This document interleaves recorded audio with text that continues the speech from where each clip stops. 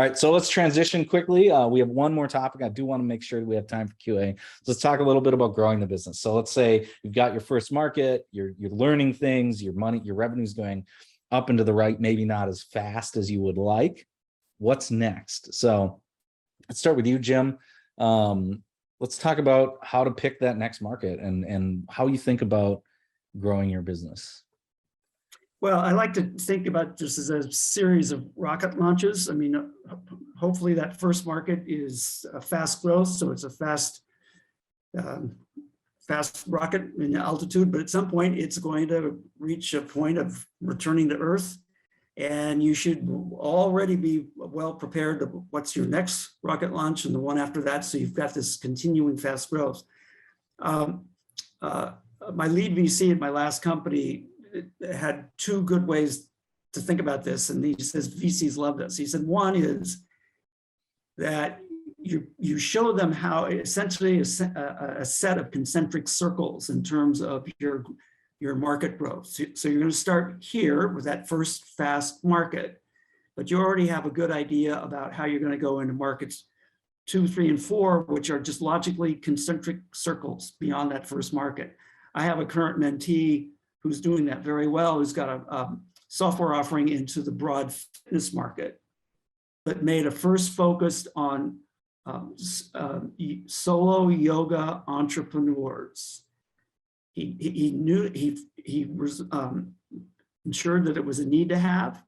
It gave him a very tight set of functionality that he needed, and as solo entrepreneurs, these people would be fast decision makers.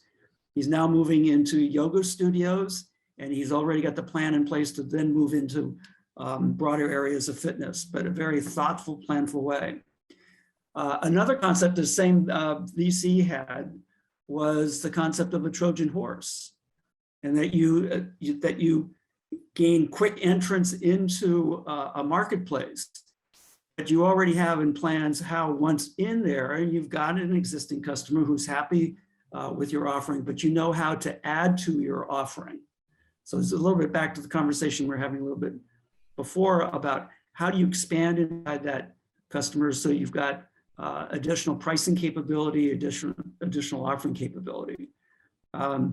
VCs, investors will love to see this. One, because it's thoughtful, and two, because it shows that you've got already in place ideas about how you're going to grow beyond that fast first market.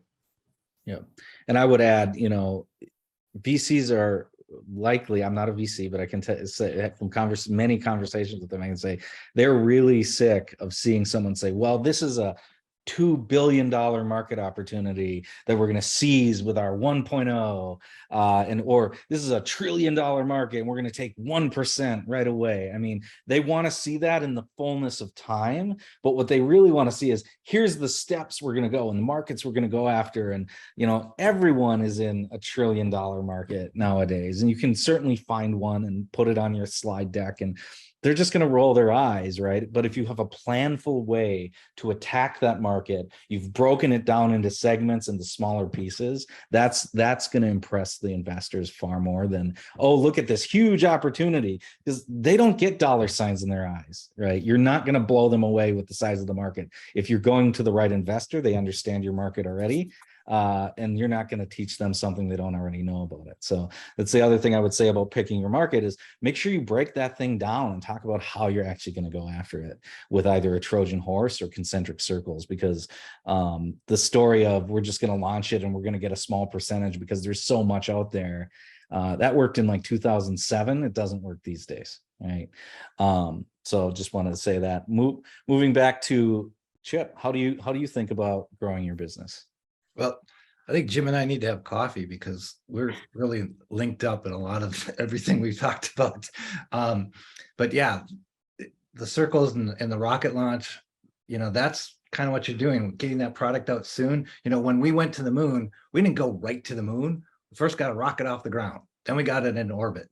Then we, sailed around the moon, and then we tested the moon, and then we finally landed on it.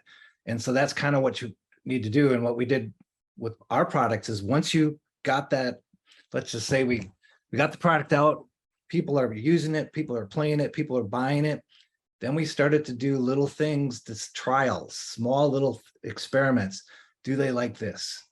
Not a big thing. So we didn't go, okay, we're going to do 2.0. No, just put a little new feature out there. They like it, we build on it. And it's like real estate, it's all about location, location, location.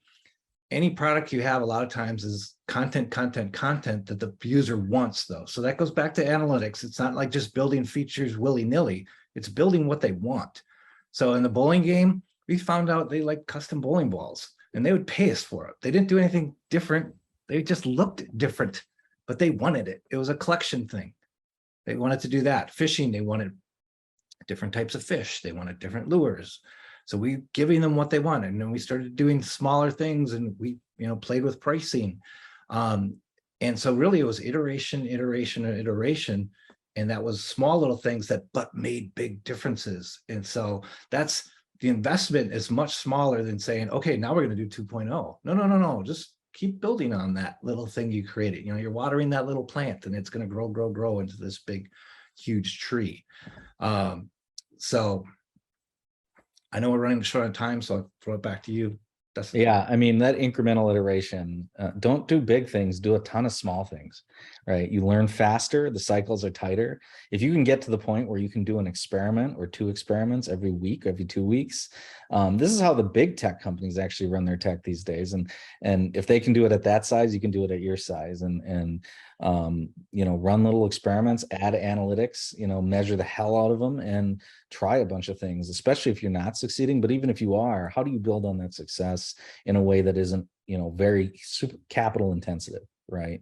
Especially when your MRR is not exceeding your costs. You want to make sure that you are making really judicious bets with your money. And the best way to do that is to make lots of very small ones until you learn, what's happening at the table.